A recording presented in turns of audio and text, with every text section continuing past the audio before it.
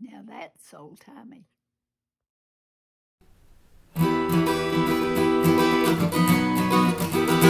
To the town of Agua Fria rode a stranger one fine day. He hardly spoke to those around him, he didn't have too much to say. No one dared to ask his business, no one dared to make a slip, for the stranger there among them had a big iron on his hip, a big iron on his hip. It was early in the morning when he rode into the town. He came a-riding from the south side, slowly looking all around. He's an outlaw, loose and running, came a whisper from each lip. He's here to do some business with that big iron on his hip, the big iron on his hip. Now in this town there lived an outlaw by the name of Texas Red. Many men had tried to take him, just as many men were dead. He was vicious and a killer, though a youth of 24, and the notches on his pistol numbered 1 in 19 more, 1 in 19 more. Soon the stranger started talking, made it plain to folks around. He was an Arizona Ranger, he wouldn't be too long in town. He came there to take an outlaw back alive or maybe dead. Either way, it didn't matter, he was after Texas Red, after Texas Red. Well, it wasn't long before this story was relayed to Texas Red. But the outlaw didn't worry, all who tried before were dead. 20 men had tried to take him, 20 men had made their slip. 21 would be this ranger with the big iron on his hip, the big iron on his hip. Now the morning passed so quickly, it was time for them to meet. It was 20 past 11 when they stepped out in the street. Folks were watching from the windows, everybody held their breath, for they knew this handsome ranger was about to meet his death. He was about to meet his death.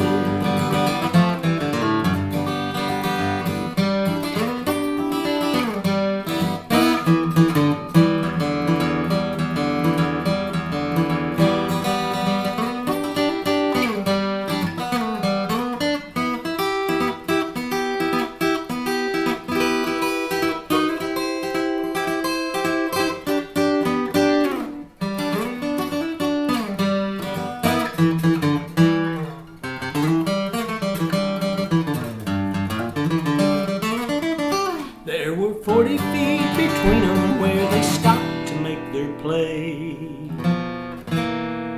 And the swiftness of the ranger is still talked about today. Oh, Texas Red could not clear leather, for a bullet fairly ripped from the ranger's aim so deadly with that big iron on his hip, big iron on his hip. It was over in a moment and the folks had gathered around.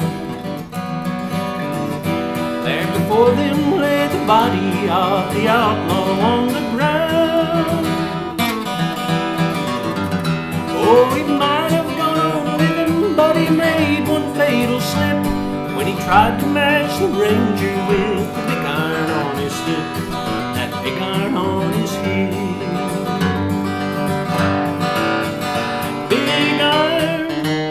Great big iron, he tried to match the ranger with the big iron on his hip, the big iron on his hip.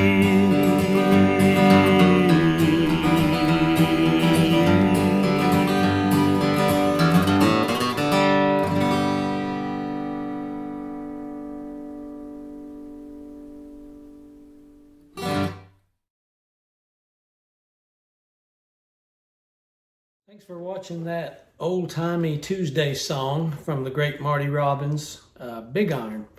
I'd like to tell you a few things about the song, a few things about the way I approached it, and just share some other stuff. I normally do my yapping before the song.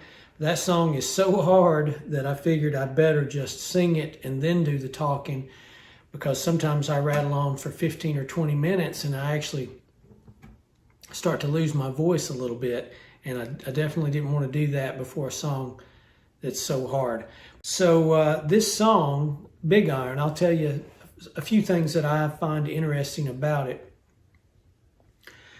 Johnny Cash, I heard him say in a documentary that he had released the song Don't Take Your Guns to Town, which is a great narrative song. It would be a good one for the Story Song series maybe in March. And he said that Marty Robbins told him, I guess they were backstage somewhere or ran into each other somewhere, and Marty said, Cash, you wrote a great cowboy song there, but I'm going to write the best cowboy song of all time. And Cash said, okay, whatever. Hey, great. Can't wait to hear it, And he said that Big Iron came out, and Cash, assumed that was the song that Marty was talking about. And he said he thought, man, that is a really good cowboy song. I don't know if it's the greatest of all time, but it's a great cowboy song. Cash said what he didn't know is that was not the song that Marty was talking about. He was talking about El Paso, which came out a little bit later. And when Cash heard that, he said to himself, yep, you did. You wrote the best cowboy song of all time. And that's a song that Marty spent about 2 years working on, and I think the great Jim Glazer helped him. It was such an impactful, amazing song, narrative song also, that there were 2 other songs that Marty wrote about that song, possibly 3 from different perspectives. But coming back to Big Iron, we'll leave El Paso for another time. Maybe I'll do that in a story song series. It would be awesome. Maybe I could get my buddy Wade Powell III to play the guitar along with me. You may be wondering, why did I title this "But It's in G minor," but it's in G major in parentheses? Well, I'm trying to tap into a huge phenomenon that's been going on YouTube for quite a few years. When Marty released it, it was not his most popular song, Big Iron. But it has since, in the last maybe 10 to 15 years, it has become his most popular song. Why? Because of a video game, believe it or not. There was a video game. It's kind of an apocalyptic type video game. I want to say it's called something New Vegas. Oh, I should have looked that up. I'll put it in the description below, where you're going around in this post-apocalyptic landscape, and it seems like you have a radio, or maybe you're driving in a car and the car has a radio, and the only song you can hear for hours, apparently, at a time in this video game is the song Big Iron. I've never played the video game, but my understanding is that it starts off kind of normal, the normal recording, the classic recording that Marty released. But then as the game progresses, the song starts to kind of mutate and change in a lot of different ways, and it starts to sound stranger and stranger. Maybe the frequency or the key has changed. Maybe the tempo has changed. Things like that. So now if you will search on YouTube, and if you do, you're opening a huge rabbit hole that you can go down and down and down and down. There are just almost countless versions of Big Iron on YouTube that people have manipulated. And it will say Big Iron, but, and then fill in the blank with kind of everything imaginable. It might be Big Iron, but it's in a minor chord. Big Iron, but all the notes are now C. I even saw one that was Big Iron, but it's slowed down 100 times. And so what was a 3-minute song maybe now is it takes 2 hours to listen to the song. There's just all these crazy manipulations that people have done with the song. Some rather sophisticated, some rather crude. You know, maybe some people had specialized recording software to manipulate things, and then others just kind of did it in a more crude fashion with basic equipment. There are even versions where the lyrics have been moved around and the story has been changed. I saw one, you know, and there's probably several, where it's from Texas Red's perspective. I even saw one, you'll think I'm making this up, I even saw one where Texas Red's crime was tax evasion rather than killing people. But there's just no end to it. And they all say big iron, but, well, almost all of them, they say big iron, but, and then it announces the change. And because of this phenomenon, now Big Iron is the most popular song that Marty Robbins ever had. Because of the video game, I read that Big Iron was downloaded over 1 million times in 1 year because of the video game.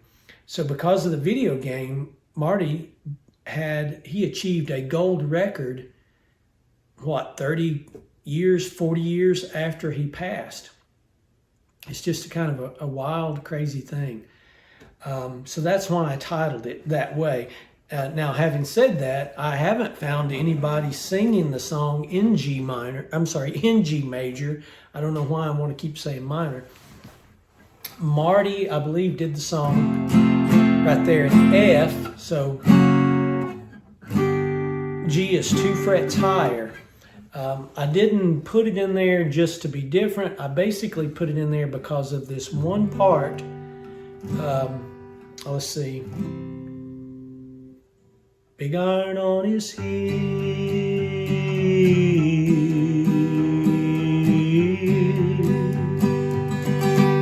That's a little low for me in F. Big iron on his heel.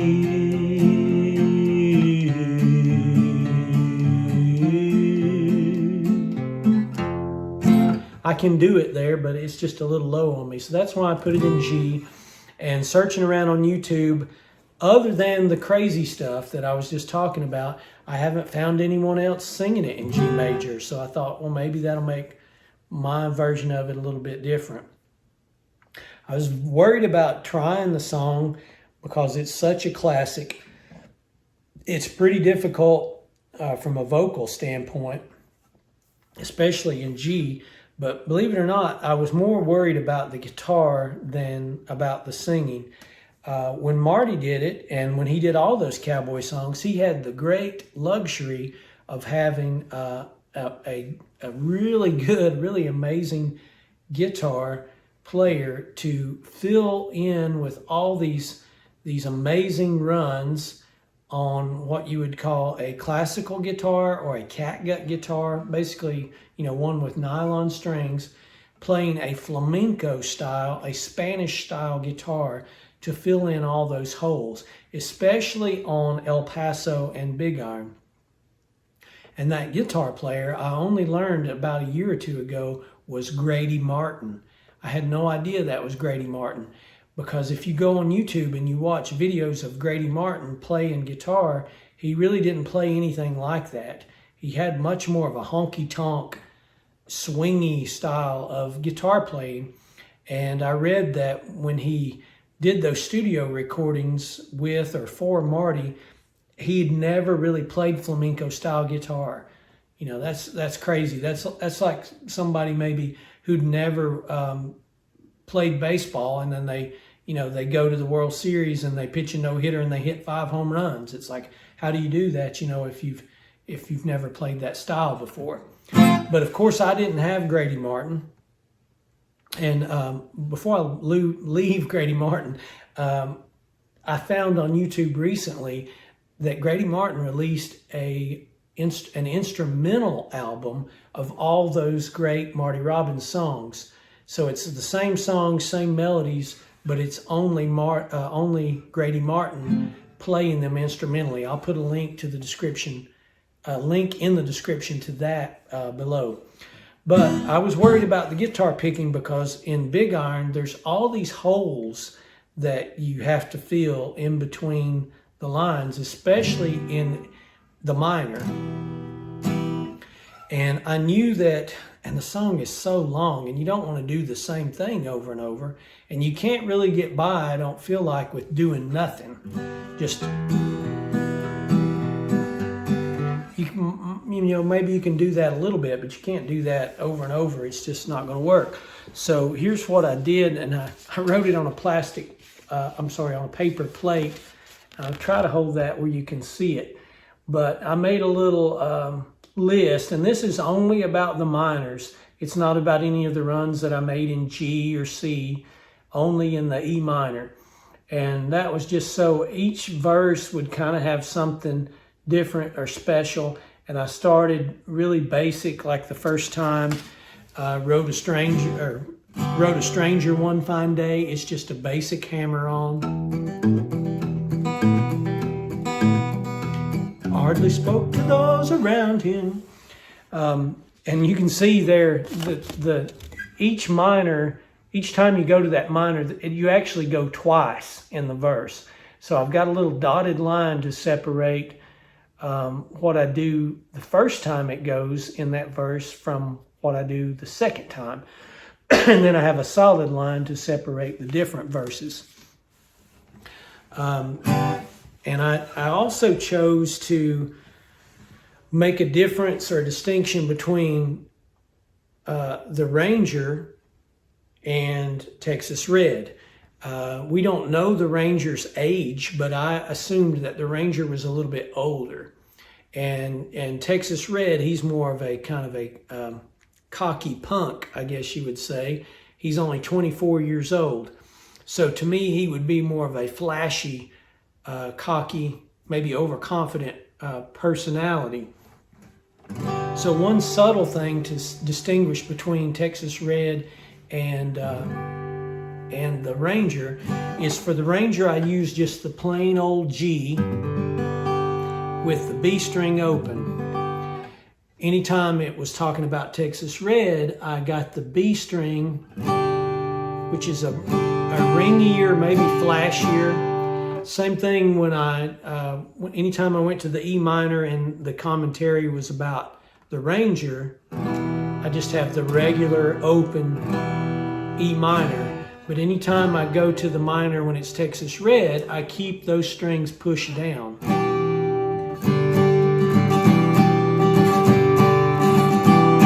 Just like I say, a flashier thing. You may have seen in my notes that I called that a 9 chord. I don't know if that's technically correct.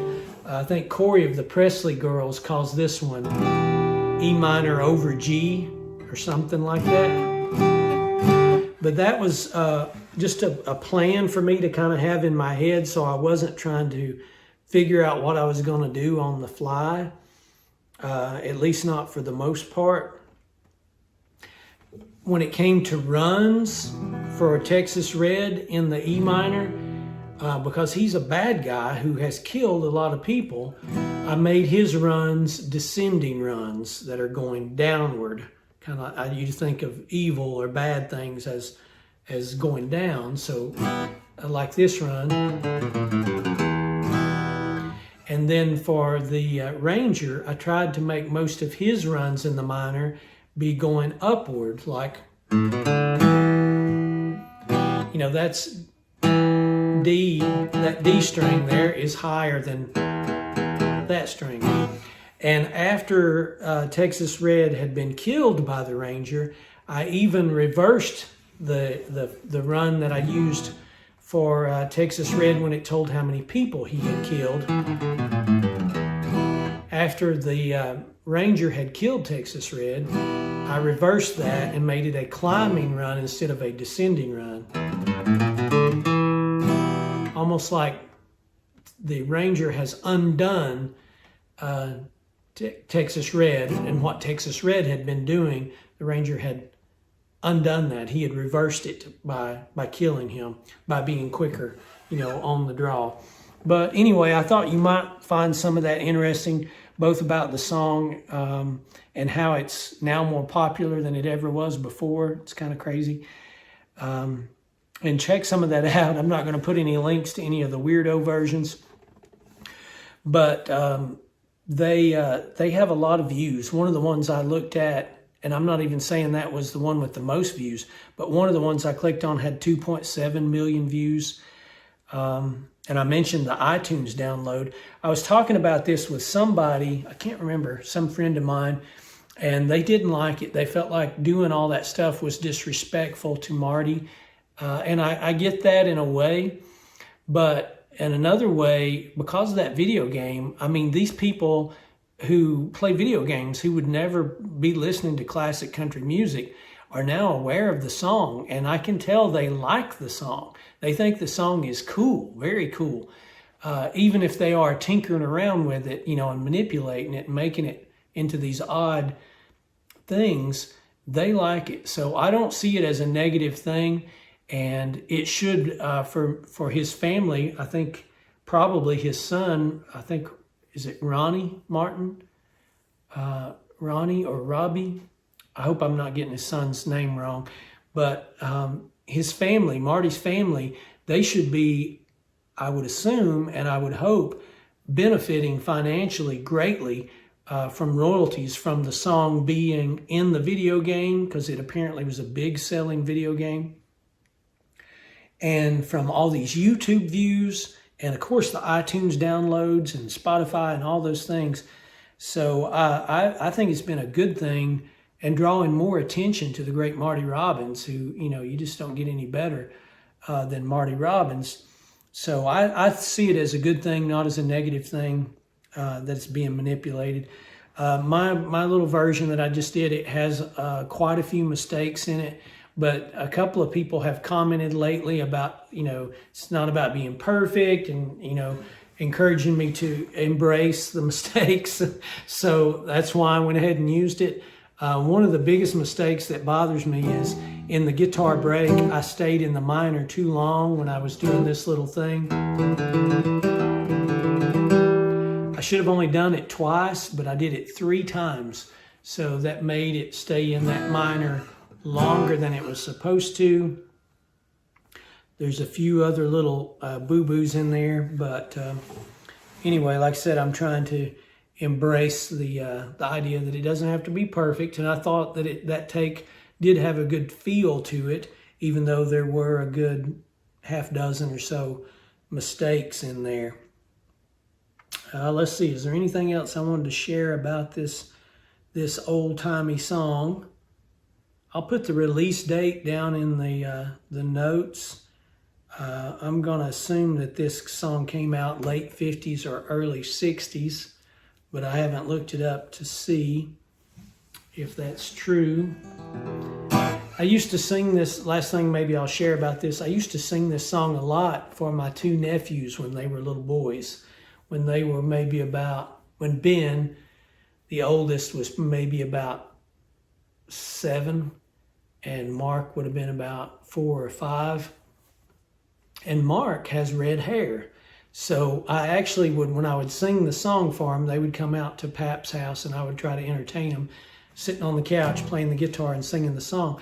I would change the wording so that the song was about the 2 of them. And Mark, being the younger one who had red hair, he was Texas Red.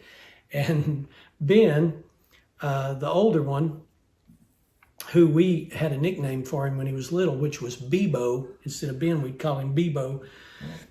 It would be Bebo facing down Texas Red. And what's funny looking back on it is that Mark never seemed to mind that in the song he lost. In the song he got outdrawn, by Bebo, because there was a moment or a portion of the song where he seemed to have the upper hand. Texas Red was surely going to win. And I think I would say Marky Red instead of Texas Red. But anyway, just kind of a funny, cute little memory, I guess, that I have of singing the song. And back then I sang it in F, just like Marty. I didn't sing it in G like I did here in this video. But anyway, I'll probably think of something else as soon as I stop this, but there's some information about this song, both back then and in more recent times, and just a little bit about how I tried to approach it. Even though I am trying to embrace those errors or mistakes and say that it's okay, it is frustrating to come really close to getting it like you wanted, but not quite getting there, especially with a song as challenging as Big Iron. But maybe I'll start doing it, and you know, the more you do a song, the easier it gets. And so maybe I can do it, get a better take at some point, even if a camera's not rolling, just to suit myself or somebody that I'm picking with. Maybe we can do a better version of it. Now the morning passed so quickly, it was time for them to meet. It was 20 past 11 when they stepped out in the street.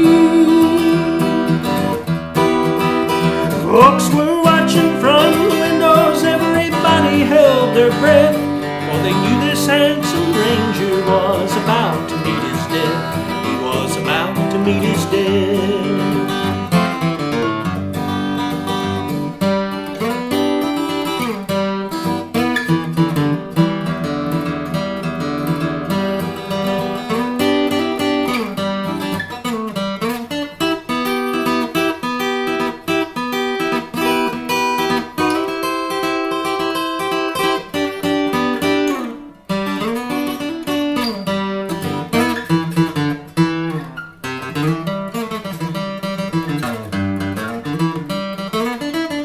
There were 40 feet between them where they stopped to make their play.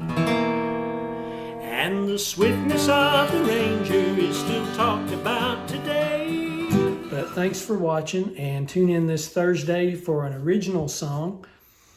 And yeah, and then next week we'll do another Old Timey Tuesday, Lord willing, and another original Thursday. We'll just keep this whole thing rolling, and I figured that up. It's going to be, what is there, 54 weeks in a year. So in a year's time, that's going to be way over 100 songs, because it'll be 2 per week. I'll probably miss a week somewhere. You never know, but we'll see. Anyway, thanks for watching.